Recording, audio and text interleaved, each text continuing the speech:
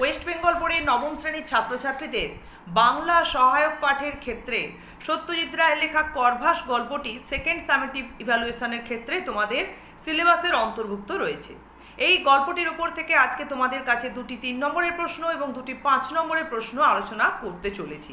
তা এই 4টি প্রশ্নের উত্তর এমনভাবেই আমরা পাবো, দেখব যে প্রায় পুরো গল্পটির বিষয়বস্তুই কিন্তু ছুঁয়ে যাবে এই 4টি প্রশ্নের উত্তরের মধ্য দিয়ে। তাহলে পুরো গল্পের বিষয়বস্তুটাও কিন্তু এই 4টি প্রশ্নের মধ্য দিয়ে সুন্দরভাবে তৈরি হয়ে যাওয়ার কথা। চলো দেখি আমরা আজকের প্রথম প্রশ্নটি কি রয়েছে। 1 নম্বর প্রশ্নটি দেখো কি রয়েছে। সেই থেকে পাখিদের বুদ্ধির দৌড় সম্পর্কে মনে একটা অনুসন্ধিৎসা রয়ে গেছে। লাইনটির বক্তা কোন সময় বোঝাতে চেয়েছেন এখানে, বা কোন সময় থেকে এখানে বক্তার মনের মধ্যে পাখিদের বুদ্ধির দৌড় সম্পর্কে একটা অনুসন্ধিৎসা জেগেছিল। তাহলে আমরা উত্তরে কি বলবো?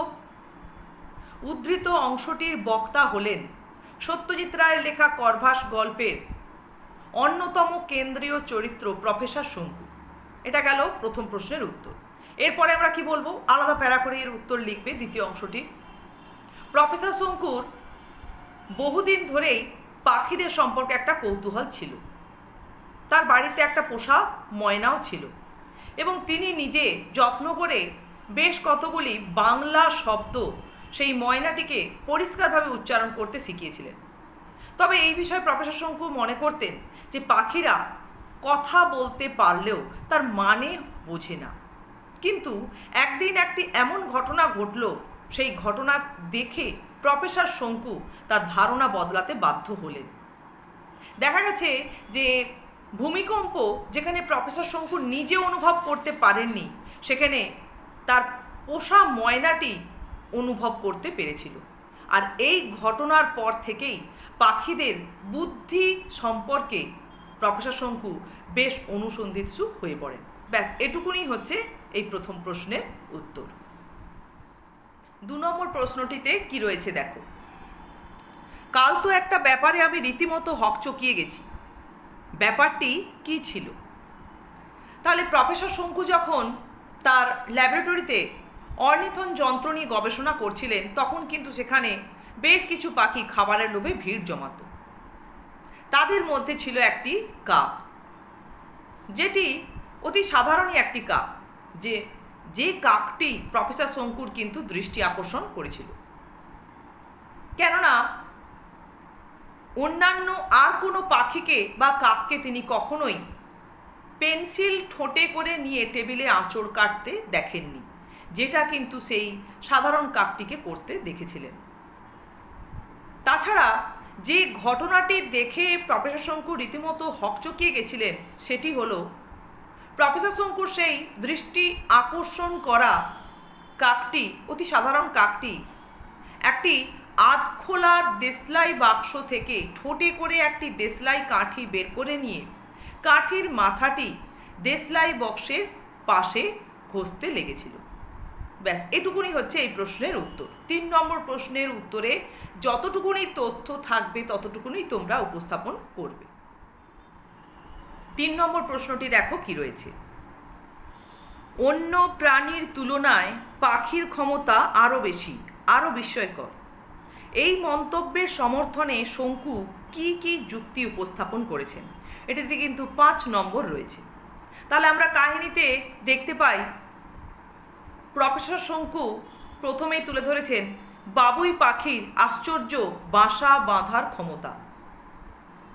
পাতা দিয়ে, শুকনো ডালপালা দিয়ে বাবুই পাখি যেভাবে তার বাসা বানায়, তা আমরা যে কেউ দেখলেই কিন্তু খুব আশ্চর্য হয়ে যাই। কোনো মানুষকে যদি এই ধরনের বাসা বানাতে দেওয়া হয়, সে পারবেই না, বা যদি সম্ভবও হয়ে ওঠে তাহলে সেখানে প্রায় মাসখানেকের অক্লান্ত পরিশ্রম প্রয়োজন হয়ে পড়বে। এটা গেল প্রথম যুক্তি। এরপর প্রফেসর শঙ্কু অস্ট্রেলিয়ান ম্যালিফাউলের প্রসঙ্গ নিয়ে এসেছেন, যে এই পাখি দেখা গেছে যে তার ডিমে তা দেয় না। কি করে না, বালি মাটি আর উদ্ভিদ দিয়ে একটা ঢিপির মতো বাসা বানায়। বাইরের আবহাওয়ার যে তাপমাত্রা, সেটা তো ওঠাপড়া বা এধার ওধার হয়েই থাকে। কিন্তু এই ঢিপির ভেতরে যে বাসা বানায় তার ভেতরে টেম্পারেচার তাপমাত্রা 78 ডিগ্রি ফারেনহাইটের এধার ওধার হয় না। মূলত ডিমের জন্য এই ধরনের উত্তাপই প্রয়োজন হয়ে থাকে। তাছাড়া এটা একটা যুক্তি গেল। এরপরে পাখিদের যে আশ্চর্য ক্ষমতা রয়েছে সে প্রসঙ্গে নিয়ে এসছেন গ্রিব পাখির কথা, যে আমরা কেউই জানি না কেন এই পাখি তার নিজের পালক ছিঁড়ে নিজে খায় এবং তার শাবকদের খাওয়ায়। কিন্তু আবার দেখা গেছে এই পাখি আত্মরক্ষা করার জন্য বা নিরাপত্তার জন্য নিজেদের দেহ এবং পালক থেকে বাতাস বের করে দিয়ে শরীরের স্পেসিফিক গ্র্যাভিটি বাড়িয়ে তোলে এবং জলে গলা অবধি ডুবে এরা ভেসে থাকতে পারে।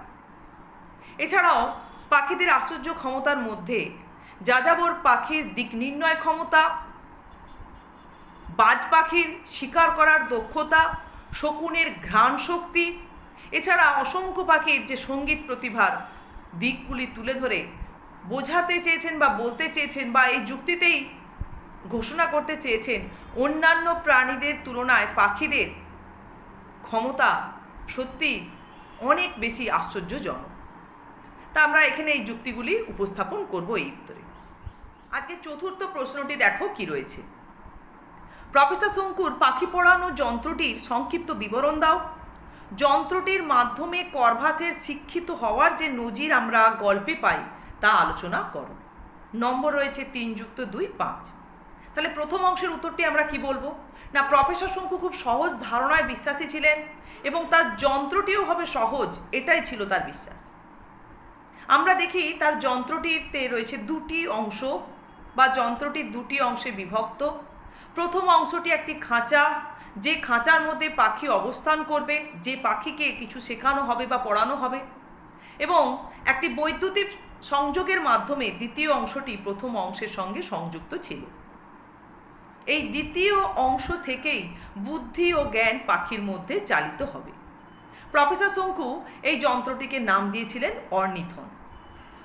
দ্বিতীয় অংশটি যেখানে বুদ্ধি জ্ঞান সঞ্চিত ছিল সেটি কতগুলি চ্যানেলে বিভক্ত এবং প্রত্যেকটি চ্যানেলের একটি করে নম্বর রয়েছে।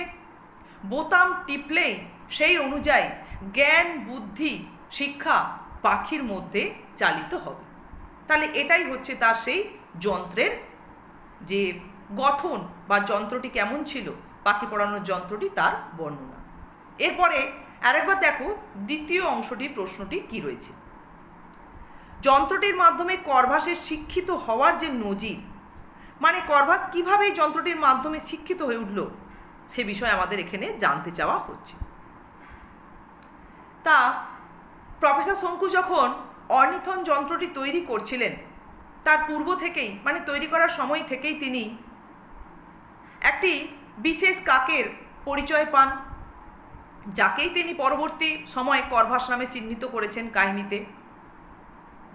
সেই কাকটির পেন্সিল ঠোঁটে করে নিয়ে টেবিলের ওপর আঁচড় কাটা বা আধখোলা দেশলাই বক্স থেকে কাঠি বের করে দেশলাই বক্সের পাশে ঘষতে থাকা, এই সমস্ত কিছু দেখেই কিন্তু পাখিটির বুদ্ধিমত্তা সম্পর্কে যেন একটু আগ্রহ জেগেছিল, বা প্রফেসর শঙ্কু যে তার অর্নিথন যন্ত্রটি তৈরি করেছিলেন সেই যন্ত্রটির কার্যকারিতা পরীক্ষা করার জন্য এরকমই একটি বিশেষ পাখির তিনি প্রয়োজন বোধ করেছিলেন। এরপর হঠাৎই একদিন দেখা গেল সকালবেলায় এক টুকরো পাউরুটি খাওয়ার পর আপনা আপনি সেই পাখিটি অর্নিথন যন্ত্রের যে খাঁচার মতো প্রথম অংশটি তাতে প্রবেশ করে। প্রফেসর শঙ্কু মনে করেন যে এই পাখিটির শেখার আগ্রহ প্রবল এবং প্রফেসর শঙ্কু তাকে প্রথমে বাংলা ভাষায় কিছু জ্ঞান তার মধ্যে চালিত করলেন। প্রফেসর শঙ্কুকে এই যন্ত্রটি শুধু বোতামই টিপতে হচ্ছিল, আর কিন্তু কিছু করতে হচ্ছিল না। তিনি দেখলেন বোতাম টেপার পর পাখিটির আস্তে আস্তে চোখ বন্ধ হয়ে আসছে এবং পাখিটি স্থির হয়ে আসছে। এভাবেই 2 সপ্তাহ পরেই দেখা গেল পাখিটির মধ্যে অভাবনীয় উন্নতি ঘটল। সে পেন্সিলে ঠোঁটে করে পেন্সিল নিয়ে অনেক কিছুই প্রশ্নের উত্তর দিচ্ছে, লিখে ফেলছে।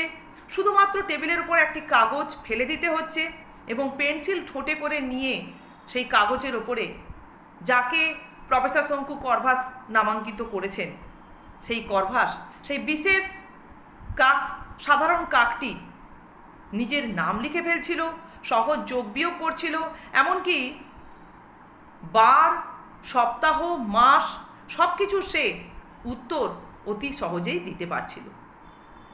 তাহলে এভাবেই আমরা দেখব যে অর্নিথন যন্ত্রের মাধ্যমে এখানে প্রফেসর শঙ্কুর কাছে সে করভাস ধীরে ধীরে অনেক কিছু বিষয়ে জ্ঞান অর্জন করতে আরম্ভ করল, যেমন ইতিহাস, ভূগোল, জ্যামিতি, রসায়ন, এই সমস্ত বিষয়গুলো সম্পর্কে প্রফেসর শঙ্কু আস্তে আস্তে তাকে জ্ঞানী করে তুললেন, অবগত হলো অনেক কিছু তথ্য। তাহলে এভাবেই আমরা অর্নিথন যন্ত্রের মাধ্যমে পাখির মধ্যে জ্ঞান সঞ্চারের বা বুদ্ধি সঞ্চারের বিষয়টি লক্ষ্য করি। তাহলে আমরা এই 4টি প্রশ্নের উত্তর যে আজকে শুনলাম বা আলোচনা করলাম, এগুলোতে তোমরা একটু ভালো করে লক্ষ্য করলেই দেখবে যে কাহিনীর, এই গল্পের কাহিনীর কিন্তু অনেকটা অংশই এর মধ্যে চলে এসেছে। এভাবেই আরও যদি একটা দুটো প্রশ্ন তোমরা তৈরি করে নিতে পারো, আর্গাস প্রসঙ্গের আমি কোনো প্রশ্ন দিইনি ঠিকই, আর্গাস সম্পর্কিত যদি একটা দুটো প্রশ্ন তোমরা তৈরি করে নাও, তাহলে দেখবে গল্প থেকে তোমাদের প্রশ্নের উত্তর লেখার কোনো অসুবিধেই থাকবে না। তোমরা আজকে এই 4টি প্রশ্নই ভালো করে অনুশীলন করো।